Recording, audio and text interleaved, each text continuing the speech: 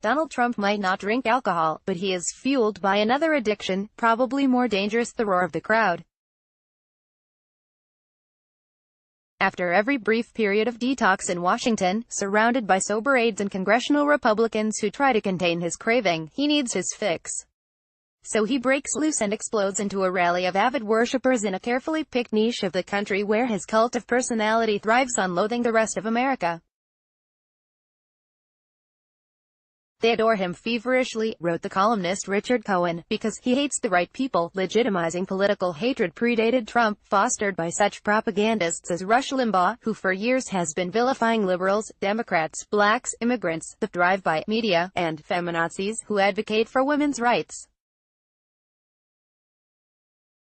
Limbaugh's name-calling has caught on with enough conservatives to make its way into the White House and now prospectively to the Supreme Court, as Brett Kavanaugh has confirmed.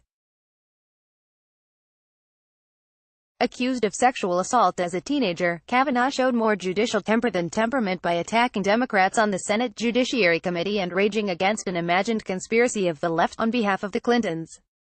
Trump loved it. Whatever it is that Trumpist conservatives want to conserve, it's obviously not the civil discourse that has lubricated the machinery of American democracy. Some on the left have followed suit. Take Hillary Clinton's infamous deplorables label on what she called the redeemable Trump supporters,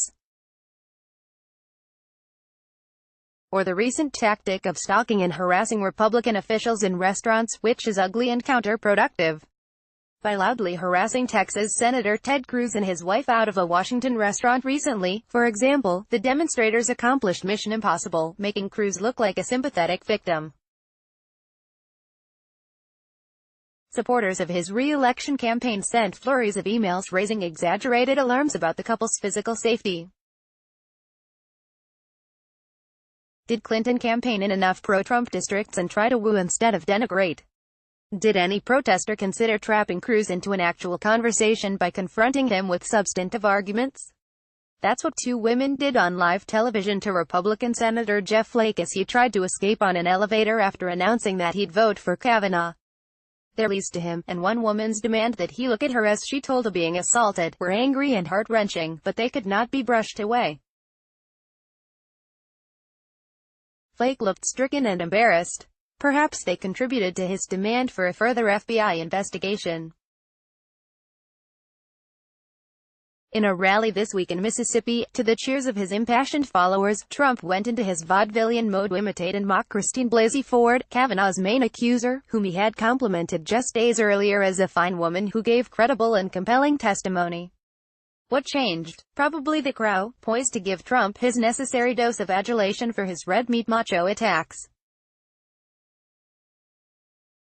Most elements in his screed, centering on Ford's inability to remember peripheral details of the night of her assault, came from the professionally defective report written by the Republicans' hatchet woman, Rachel Mitchell, who questioned Ford gently in the committee hearing but then conveniently forgot the dynamics of memory that she has surely learned as a supposedly experienced prosecutor of sexual assault cases.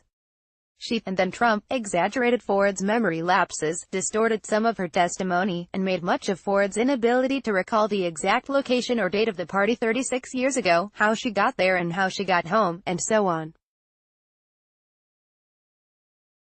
But if Mitchell is any kind of prosecutor, an assumption thrown into doubt by her memo, she knows very well that for trauma victims, the details of the attack itself can be indelibly imprinted in the brain while peripheral aspects of the experience fade from memory. In addition, by concluding that no prosecutor would file a case in this instance, and that the allegation was not even supported by a preponderance of evidence, Mitchell applied standards more exacting than what the Senate requires, levels of evidence needed in a criminal case, not a confirmation hearing.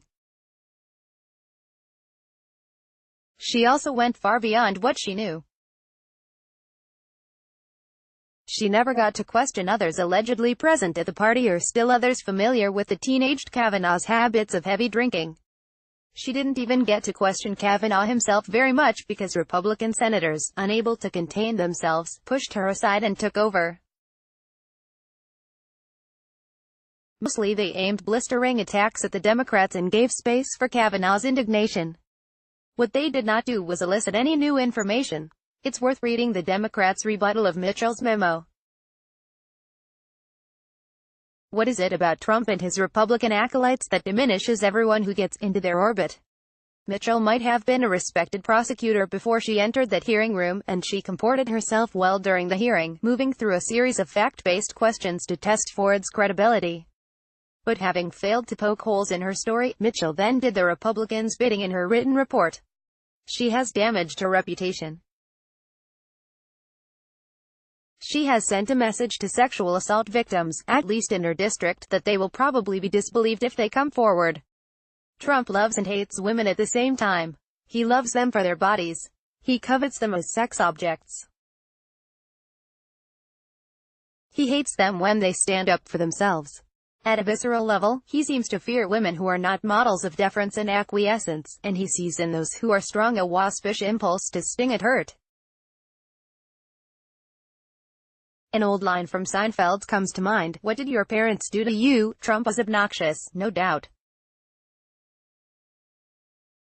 but more durable in the politics of hate are the good citizens who participate by attending his rallies to administer his drug of choice. What if people didn't show up, or, better yet, met his insults with silence or booze? That so many, including women, can go along with him, can laugh at Ford and ridicule her story. I've trauma, that so many on both sides can detest fellow Americans who think differently, that if you can converse courteously across the lines of dispute, these defects of society will survive Trump. Long after he is gone, the country will be in a corrosive war with itself.